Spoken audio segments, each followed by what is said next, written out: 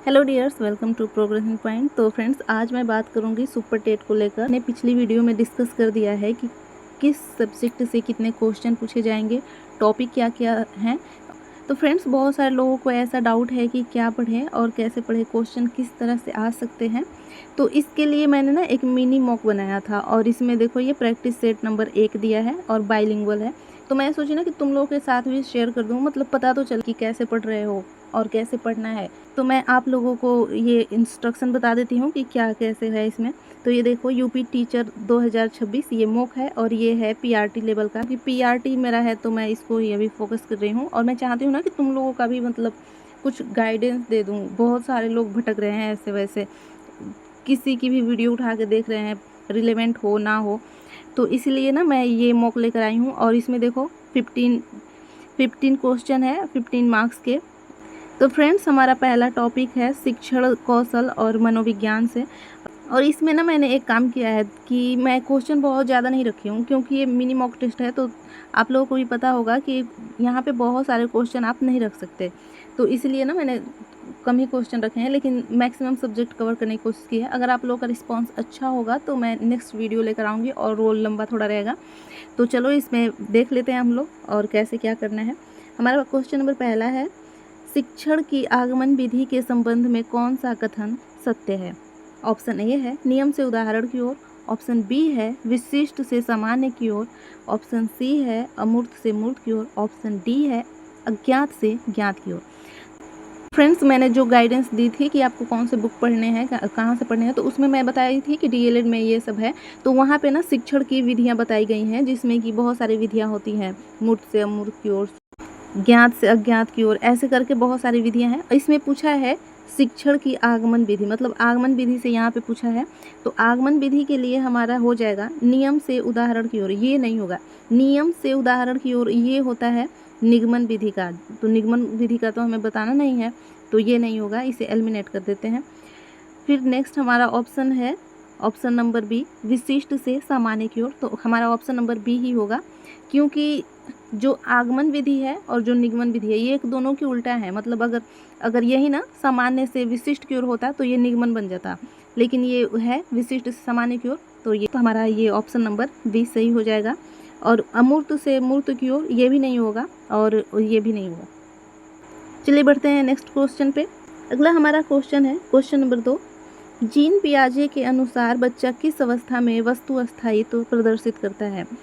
Objective permanence, तो इसके लिए ऑप्शन हमारा हो जाएगा ऑप्शन नंबर ए संवेदीगामक अवस्था, ऑप्शन नंबर बी पूर्व संक्रियात्मक अवस्था, ऑप्शन नंबर सी मूर्त संक्रियात्मक अवस्था, ऑप्शन नंबर डी औपचारिक संक्रियात्मक अवस्था।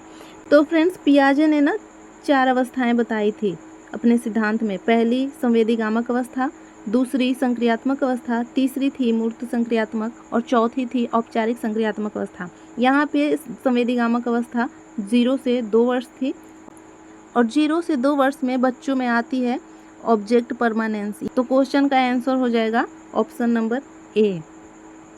चलते हैं नेक्स्ट क्वेश्चन पे। अगला हमारा क्वेश्चन है क्वेश्चन नंबर 3, निःशुल्क अनिवार्य बाल शिक्षा का अधिकार अधिनियम आरटीई एक्ट 2009 के तहत प्राथमिक स्तर पर छात्र शिक्षकों का अनुपात कितना निर्धारित किया गया है। Option A 25:1, option B 30:1, option C 35:1, option D 40:1। तो इसका राइट आंसर हो जाएगा हमारा ऑप्शन नंबर बी। तो इस पे ना 30 बच्चों पे एक टीचर होना चाहिए, मतलब अगर बच्चे 30 हैं तो उस पे एक टीचर होगा और ये है पीआरटी लेवल का। और हमारा ऑप्शन नंबर बी यही सही होगा। यहाँ पे देखो 35:1, ये है 6 to 8 वालों के लिए, मतलब 35 लड़कों पे एक टीचर होना चाहिए, जो कि ये है जूनियर लेवल का। अब बढ़ते हैं हम अगले क्वेश्चन पे। हमारा अगला क्वेश्चन है क्वेश्चन नंबर 4, समावेशी शिक्षा का मुख्य उद्देश्य क्या है। ऑप्शन ए विशेष बच्चों के लिए अलग विद्यालय खोलना, ऑप्शन बी सभी बच्चों को एक समान शिक्षा प्रणाली में शामिल करना, ऑप्शन सी केवल प्रतिभाशाली छात्रों पर ध्यान देना, ऑप्शन डी व्यावसायिक शिक्षा प्रदान करना। तो यहाँ पे ना अगर थोड़ा भी दिमाग लगाओगे तो ये क्वेश्चन बन जाएगा। देखो क्या करना होता है, सबसे पहले हमें एलिमिनेशन मेथड यूज़ करनी है। यहाँ पे देखो विशेष बच्चों के लिए अलग विद्यालय खोलना, अलग विद्यालय क्यों खोलना है भाई, यहाँ पे दिया है समावेशी शिक्षा के लिए। उस सब कुछ उसी किया जा रहा है कि सब कुछ शामिल किया जाए और यहाँ पे अलग खोला जाए, तो ये सबसे पहले कट जाएगा। ये देखो हमारा केवल प्रतिभाशाली छात्रों पे ध्यान देना, मतलब केवल प्रतिभाशाली छात्रों पे ध्यान दोगे, बाकी सब कुछ छोड़ दोगे, तो जायज़ बात है ये भी खत्म हो गया। और ये देखो ऑप्शन नंबर 4, व्यावसायिक शिक्षा प्रदान करना, मतलब सिर्फ व्यावसायिक शिक्षा, अच्छा नागरिक भी तो बनाना है, तो ये भी एलिमिनेट हो गया। और सबसे बेस्ट ऑप्शन हमारा कौन बचता है? ऑप्शन नंबर बी, बच्चों को एक समान शिक्षा प्रणाली में शामिल करना, तो ये हमारा पॉजिटिव हो गया, जिसकी वजह से ये सही हो गया। बढ़ते हैं अगले क्वेश्चन पे। यहाँ पे देखो ना, हम यहाँ पे टाइप चेंज हो गया और ये आ गया मैथ। क्वेश्चन नंबर 5 है, यदि किसी वस्तु को 800 में बेचने पर 20% की हानि होती है तो 20% का लाभ कमाने के लिए उसे कितने मूल्य पर बेचना चाहिए? तो इसमें ये पूछ रहा है एसपी पूछ रहा है, अगर वो 20% ज़्यादा ले तो कितना होगा? कह रहा है 800 में बेचने पर 20% की हानि होती है। तो यार ऐसे दिमाग लगाओ ना, जब वो 20% हानि पे बेच रहा है और चीज़ें, हमें जो भी चीज़ हम खरीदते हैं तो हम उसे कॉस्ट प्राइस पे खरीदते हैं और कॉस्ट प्राइस हमारी होती है 100%। अब 100% में वो 20% उसकी हानि हो गई तो कितना हमारा हो रहा है? 80% हो रहा है, ठीक है। और 80% का मान ही हमारा 800 यहाँ पे दे रखा है, क्योंकि बता रहा है ना कि 20% की हानि पे बेच रहा है और 800 में बेच रहा है, तो 80% इक्वल टू हमारा हो गया 800। और पूछ रहा है 20% लाभ के बारे में, यानी कि 120% हो जाएगा, क्योंकि 100 पे 20 का लाभ करना है, तो 100 में जब हम 20 ऐड कर देंगे तो हमारा हो जाएगा 120%, और यही हमारी वैल्यू हो जाएगी एसपी की। तो चलो सॉल्व करते हैं इसे। यहाँ पे 80% इक्वल टू कितना हो जाएगा? 800, तो 120% का मान पूछ रहा है, तो 120 का हो जाएगा 800 बटे में हो जाएगा, ये इधर आके भाग, इधर है गुणे में तो इधर आके भाग में हो जाएगा, और इंटू 120। चलो काटते हैं, ये जाएगा 10 बार में, तो 120 गुणे में 10 कितना हो जाएगा? 1200। और 1200 हमारा किस ऑप्शन में है? तो 1200 हमारा ऑप्शन है ऑप्शन नंबर सी। बढ़ते हैं हम अगले क्वेश्चन पे। अगला हमारा क्वेश्चन है क्वेश्चन नंबर 6, समीकरण 3x + 5 = 20 में x का मान कितना है? तो यहाँ पे ये तो सिंपल है, 3x + 5 = 20। ये पूछ रहा है कि x का मान कितना होगा, तो इसे पक्षांतर कर दो इधर ले जाकर, तो 3x = 20 में से माइनस हो जाएगा 5, तो 3x = 20 में से जब 5 जाएगा तो यहाँ पे हो जाएगा 15, और 3 से 15 को काटोगे तो 3 पंचे 15, x बराबर हमारा हो जाएगा 5, जो कि हमारी ऑप्शन नंबर किस में है? ऑप्शन नंबर सी है हमारा राइट आंसर। बढ़ते हैं अगले क्वेश्चन पे। क्वेश्चन नंबर 7 देखिए, दी गई श्रृंखला में अगला पद ज्ञात कीजिए। 2, 6, 12, 20, 30। यहाँ पूछ रहा है कौन सी संख्या आएगी। अब यहाँ पे देखो, 2 से 6 जाने पे कितना बढ़ा है? 4 बढ़ रहा है, 2 4 6, 6 से 12 जाने पे 6 बढ़ रहा है, 6 6 12, 12 से 20 जाने पे 12 और 8 कितना होता है? 20 होता है, तो ये 8 बढ़ रहा है। और 20 से 30 जाने पे कितना बढ़ रहा है? 10 बढ़ रहा है। अब यहाँ पे देखो पैटर्न क्या बन रहा है, 4 2 6 2 8 2 10, तो यहाँ पे क्या हो जाएगा? प्लस का 2, तो 10 और 2 12। अब इसको 12 को यहाँ ऐड करना है, और ऐड करने पे हमारा हो जाएगा 42, जो कि हमारा राइट आंसर हो जाएगा। और राइट आंसर हमारा किस में है? ऑप्शन नंबर बी में है। बढ़ते हैं अगले क्वेश्चन पे। अगला हमारा क्वेश्चन है क्वेश्चन नंबर 8, एक आयत की लंबाई 12 सेंटीमीटर और चौड़ाई 5 सेंटीमीटर है, इसके विकर्ण की लंबाई ज्ञात कीजिए। तो ये ना इस टाइप के क्वेश्चन ना भले ही देखने में बहुत ज़्यादा हार्ड लगे, लेकिन अगर आपको ट्रिपलेट याद है ना तो ये बहुत ईजिली बन जाते हैं। और इसका ट्रिपलेट होता है 5, 12 और ये 13। अगर आपको ये याद होगा ना तो ये 1 सेकेंड का भी क्वेश्चन नहीं है, और ये हमारा ऑप्शन नंबर ए आप लगा के आगे बढ़ सकते हो। अगर नहीं पता है तो फिर यहाँ पे आपको पाइथागोरस प्रमेय लगाना होगा, और पाइथागोरस में हमारा क्या होता है? डायगोनल इक्वल टू, ये होता है रूट में, एक साइड हमारी दी है 12 और ये 12 का स्क्वायर हो जाएगा, और जब डायगोनल है तो यहाँ पे प्लस हो जाएगा, और फिर क्या है, एक दूसरी साइड है हमारी 5 और इसका स्क्वायर। अब यहाँ पे देखो 12 का जब स्क्वायर करोगे तो कितना होगा? 144, और 144 में 5 का स्क्वायर कितना होगा? 25। दोनों को ऐड करो कितना बनेगा? ये ना यहाँ पे ध्यान दो, देखो यहाँ पे रूट है, दोनों को ऐड करोगे कितना बनेगा? 169, और ये रूट में है, जब रूट इसका हटेगा तो हमारा आंसर आ जाएगा 13, और 13 हमारा किस और 13 हमारा किस ऑप्शन में है, तो ऑप्शन नंबर ए। बढ़ते हैं अगले क्वेश्चन पे। अगला हमारा टॉपिक्स चेंज हो गए और ये है भाग 3 उत्तर प्रदेश विशेष एवं समसामयिक। तो क्वेश्चन नंबर हमारा 9 है, उत्तर प्रदेश का राज्य पक्षी कौन सा है? ऑप्शन ए मोर, ऑप्शन बी सारस क्रेन, ऑप्शन सी तोता, ऑप्शन डी गोरैया। तो इसका राइट आंसर हो जाएगा सारस क्रेन, ये उत्तर प्रदेश का राजकीय पक्षी है। बढ़ते हैं अगले क्वेश्चन पे। अगला हमारा क्वेश्चन है क्वेश्चन नंबर 10, दुधवा राष्ट्रीय उद्यान उत्तर प्रदेश के किस जिले में स्थित है? Option number A Lakhimpur Kheri, option number B Pilibhit, option number C Sonbhadra, option number D Varanasi. तो यहाँ पे इसका राइट आंसर हो जाएगा option number A Lakhimpur Kheri. ये तो स्टेट का है तो आपको रटना पड़ेगा, इसके लिए कुछ नहीं किया जा सकता है। बढ़ते हैं अगले क्वेश्चन पे। अगला हमारा क्वेश्चन है क्वेश्चन नंबर 11, भारत के संविधान में मूल कर्तव्य किस अनुच्छेद के तहत वर्णित है? Option A article 51A, option B article 19, option C article 32, option D article 45। तो इसका राइट आंसर क्या हो जाएगा, पहले ये देखो, इसका तो राइट आंसर हो जाएगा ऑप्शन नंबर ए, हमारा राइट आंसर है।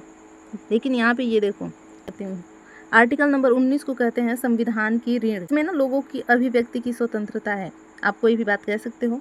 अगला हमारा है आर्टिकल नंबर 32, इसको संविधान की आत्मा कहते हैं, लेकिन किसके अनुसार? तो संविधान की आत्मा है ये भीमराव अंबेडकर के अनुसार संविधान की आत्मा कहते हैं। और इसमें ना इसी में रीट जारी करते हैं सुप्रीम कोर्ट और हाई कोर्ट। तो 32 तो सुप्रीम कोर्ट से रिलेटेड है। आप लोग कमेंट में बताना कि हाई कोर्ट किस अनुच्छेद के तहत रीट जारी करता है और रीट कितने प्रकार की होती हैं।